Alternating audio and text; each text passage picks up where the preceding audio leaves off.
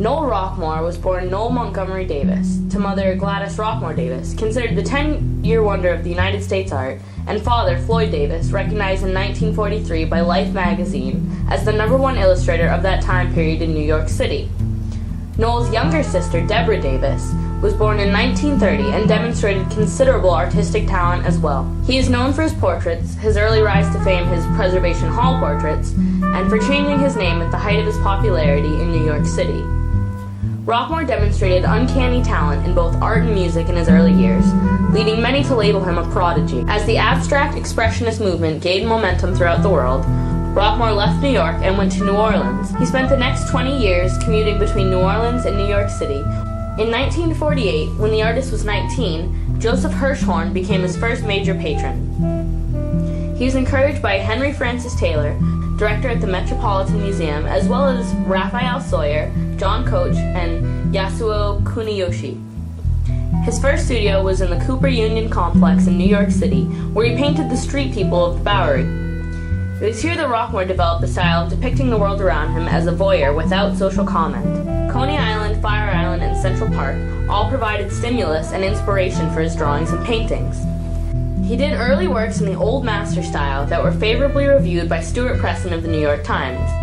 Xavier Gonzalez, Jack Levine, and Fletcher Martin all encouraged Noel Davis to ignore the art fads of the time, including abstract expressionism, and persevere in his own unique direction. On June 20th, 1951, Noel Davis married Elizabeth Hunter in New York City. In New York, they settled into the typical life of a young married couple, living in the Des Artistes artist complex.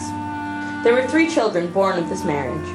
Noel began showing his work at the Harry Salpeter Gallery and received awards and recognition. He did 2 Life magazine commissions and was invited to join the National Academy of Design. He was in group exhibitions at the Metropolitan Museum, Whitney Museum, Museum of Modern Art, and the Pennsylvania Academy of Fine Arts. He won the Hal Garden Prize, the Tiffany Fellowship twice, and the Wallace Truman Prize. He has a one-man show at the Salpeter Gallery in New York and the Butler Institute of American Art in Ohio. Later that year, he moved to Brooklyn Heights as his marriage dissolved, as well as his relationship with Harry Salpeter. Upon leaving his wife and small children, he moved to Coney Island, and then Xavier Gonzalez arranged for him to obtain a studio in the house of the New Orleans painter Paul Minas, where, according to Davis, he could dwell in creative obscurity. While in New Orleans, decided to legally change his name to Noel Rockmore, adopting his mother's maiden name. This caused consternation from his patrons, his dealer, and most notably, his mother. Once in New Orleans, he observed that he need only to record what actually existed to convey the moods he wished to express in his art. He met E. Lorenz Bornstein, gallery owner, pre-Columbian artifact dealer, Preservation Hall co-founder, and real estate entrepreneur. In 1961, he begins to exhibit his work with the Greer Gallery in New York City, which offers him greater exposure. Upon Rockmore's return to New Orleans, Larry Borenstein has found a young couple, Sandra and Alan Jaffe, who have turned Preservation Hall into a going concert featuring old jazz musicians. Borenstein commissions Rockmore to document all of these musicians as fast as he can. Rockmore responds with 300 oil paint portraits and over 500 small acrylics in less than 2 years. Rockmore works with a framer, Bruce Bryce, whom he mentors and encourages on his career path. Bryce eventually becomes a respected American folk artist. Rockmore, Borenstein, and Bill Russell collaborate on a book, Preservation Hall Portraits, which features Rockmore's works and is published in 1968. In 1964, he wins a Ford Foundation Award that results in a show at the Swopes Art Museum in Terre Haute. In 1965, another relationship is formed with John and Gypsy Lou Webb, publishers of The Outsider, featuring Charles Bukowski. Their company, Lou John Press, published Crucifix and a Death Hand, featuring Bukowski's poetry and Rockmore's art. In late 1966, Rockmore's father, Floyd Davis, dies. Shortly thereafter, in early 1967, his mother, Gladys Rockmore Davis, passes away as well. Rockmore retreats to San Francisco to be with his sister Deborah, painting San Francisco and Haight-Ashbury. In 1967, Luba and Victor Potamkin, the Cadillac dealer from New York, and Sergio Franchi, world-famous tenor, decide that they will manage Rockmore. In early 1968, Potamkin and Franchi send Rockmore to Israel to produce a series for his next big show. The works capture much of the tension and anguish in Israel at the time, and a show is held at the Crane Corton Gallery in Pennsylvania in May. Vincent Price was eventually to become a collector of Rockmore's works, and also sat to have his own portrait done. At this time, Rockmore takes up with a young girl, Robin Levine, whom he marries but is divorced from by the end of the year. Rockmore also paints a portrait of the writer Henry Miller.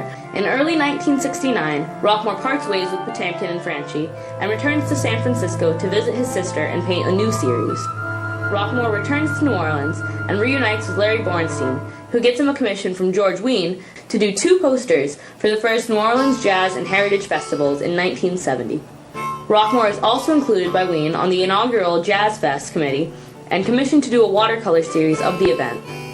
At this time, Rockmore begins a relationship with folk artist Sister Gertrude Morgan and paints and works with her. He embraces and paints many famous characters from the French Quarter. In 1971, he is commissioned by Time magazine to do a cover portrait of then-Governor Jimmy Carter, which is rejected as too realistic for Time. He is also commissioned by Time to do a portrait of Ariel Sharon. In 1972, George Wein commissions Rockmore to go to Paris and Venice in order to create a series of work for Wein's personal collection. In 1974, Rockmore moves back to New York and starts on a series of large murals throughout the city. McGlade's Bar and Café des Artistes becomes his hangout and place where he displays his art.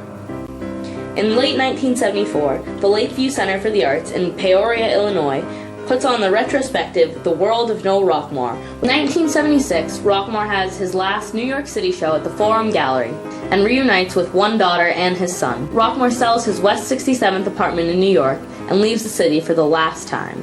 In 1977, Rockmore returns to New Orleans. He begins a series of prints, etchings, and posters. By 1981, he is now represented in the Sandrazon Auric Gallery and has 3 very successful shows during the next years that include his Mardi Gras Backstage series. He also begins work on fantastic voodoo pieces, sculptures, and 3-dimensional collages. In late 1984, he takes up with a local entrepreneur, William May, originally from LaGrange, Georgia. William May sequesters Rockmore away in a house in Mill Valley, California, and supplies him with canvas, paint, material, and money to live on, and procures the show at the Chattahoochee Valley Art Association of LaGrange, Georgia. In 1991, his long-term patron, Shirley Marvin, had the professional documentary Rockmore produced in New Orleans, featuring Rockmore and narrated by his daughter.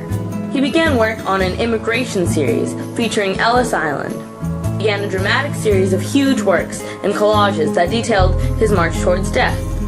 By late 1994, he was quite ill and created his final self-portrait.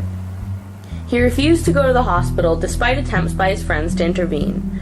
He chose instead to go to the home of his friend, Dr. Hava, who he depicts as Dr. Jack Kevorkian in one of his final works.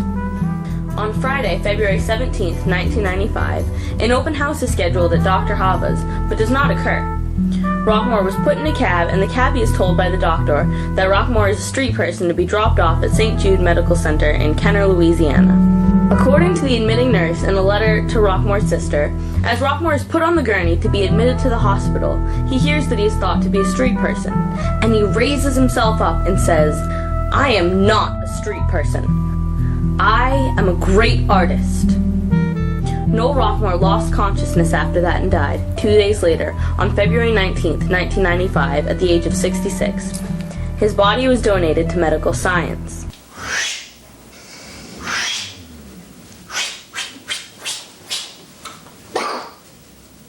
In 1998, a retrospective is held at the New Orleans Museum of Art, sponsored by Shirley Marvin, Preservation Hall, and NOMA.